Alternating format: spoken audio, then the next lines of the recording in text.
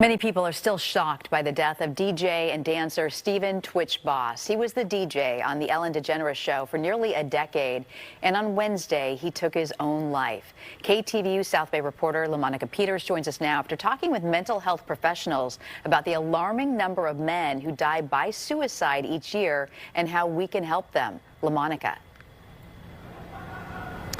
Julie, the CDC says that men are nearly 4 times more likely to die by suicide than women, and black men are the fastest growing group among men. These mental health experts say that a lot of men struggle to open up and to get the help that they need. For 8 years, Stephen Boss, or tWitch, entertained millions on the Ellen DeGeneres Show. But on Wednesday, he died by suicide at 40 years old. Boss rose to fame while competing on So You Think You Can Dance in 2008, ending as a runner-up. Because he's the kind of person that's such a light. He has an inspiring passion. You know, you would never realize behind all of that what was going on. The CDC says men in the United States are 49% of the population, but make up nearly 80% of all suicides. Sean Barry is an associate therapist at Silicon Valley Therapy and Marriage Counseling. He says most men aren't socialized to cope with their feelings or talk about them, and the results can be devastating. In a nutshell, men don't have the support, encouragement, and skills to develop intimate relationships where they can be real and vulnerable. So they feel isolated, alone, and incapable of dealing with that emotional turmoil. Recent studies also show that black men in particular are dying by suicide at a higher rate than any other racial group of men.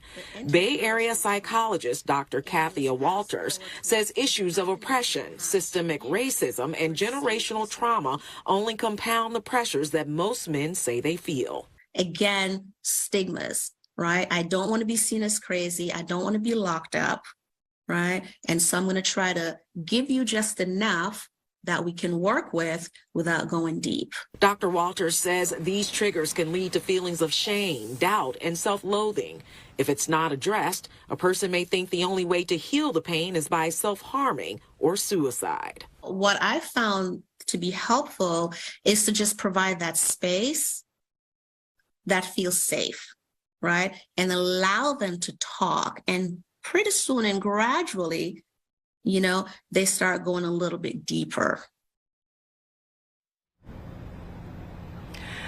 Suicide is the third leading cause of death for black males ages 15 to 24. If you'd like more information on suicide prevention, or if you simply need someone to talk to, you can dial up the national hotline at 988.